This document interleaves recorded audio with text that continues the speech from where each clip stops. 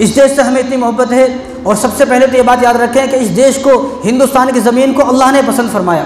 अल्लाह ने पसंद फरमाया तभी तो हज़रत आदम अलैहिस्सलाम आए।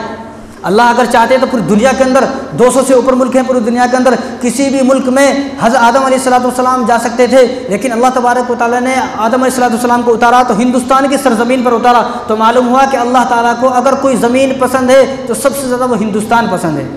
ऐसा नहीं है क्योंकि आदमी बोले कि मक्का मदीना नहीं है, उसकी अलग फजीलत है, वो अलग फजीलत। यहाँ ज़मीन की बात चल रही है। बैतुल्लाह शरीफ की फजीलत, मक्के और मदीना की फजीलत इसलिए है कि हुजूर वहाँ पर पैदा हुए, हुजूर की वहाँ पर वफ़ात हुई, वो एक अलग मसला है। उस मसले को इस मसले से ना जोड़े। तो उस वक्त में अल्लाह तबारक व तआला को कोई ज़मीन पसंद थी तो वो हिंदुस्तान की ज़मीन थी कि अल्लाह तबारक व तआला ने हिंदुस्तान के अंदर सबसे पहला आदमी जन्नत से कोई आया तो वो हिंदुस्तान के अंदर आया, सरजमीन श्रीलंका के अंदर।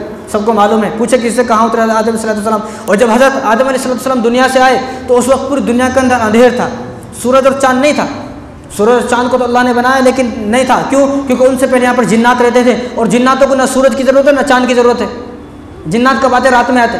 रात में रोशनी रहती कि हर आदमी डरता है जिन्नात है यहाँ पर, रात में रोशनी रहती फिर भी जिन्नात का होता। क्यों? क्योंकि जिन्नात को रोशनी की ज़रूरत नहीं है, ना उसको चाँद की ज़रूरत ना उसको सूरज की ज़रूरत। जिन्नात को क्या मालूम? ये तो दिन और रात का सिस्टम हमारे वास्ते है, जानवर को भी महसूस नहीं होता दिन और रात, ये सिर्फ इंसानों को महसूस होता है दिन है या रात है, सिर्फ इंसानों को।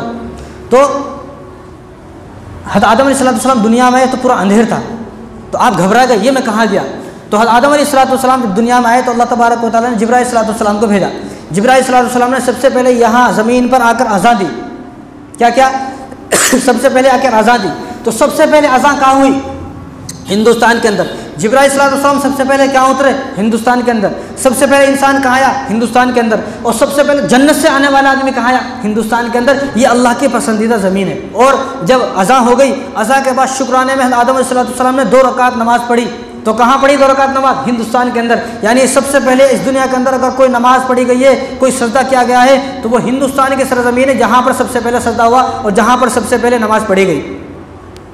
और मुसलमानों से अगर कोई आदमी ये पूछे कि तुमको हिंदुस्तान से कितनी मोहब्बत है तो उनको बताया जाएगा कि हमें हिंदुस्तान से उस वक्त से मोहब्बत है जिस वक्त रसूलुल्लाह सल्लल्लाहु अलैहि वसल्लम ने सरज़ नबवी के अंदर, सरजमीन मदीना के अंदर हुज़ूर सल्लल्लाहु अलैहि वसल्लम ने अपनी ज़बान मुबारक से ये फरमाया कि मुझे हिंदुस्तान से इस्लाम की खुशबू आती है।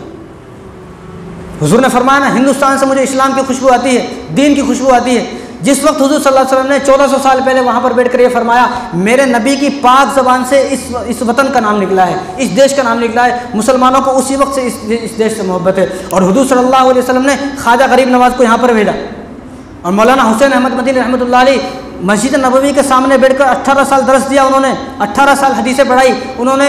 हुजूर सल्लल्लाहु अलैहि वसल्लम ने उनको यहाँ पर भेजा, हिंदुस्तान जाओ। वो इलियास रहमतुल्लाह अलैह और जिन्होंने तबलीगी जमात शुरू की वो हिंदुस्तान छोड़कर चले गए थे, मदीने चले गए थे। वो मदीने में जाकर रसूलुल्लाह सल्लल्लाहु अलैहि वसल्लम ने ख्वाब में उनसे कहा कि आप हिंदुस्तान जाओ।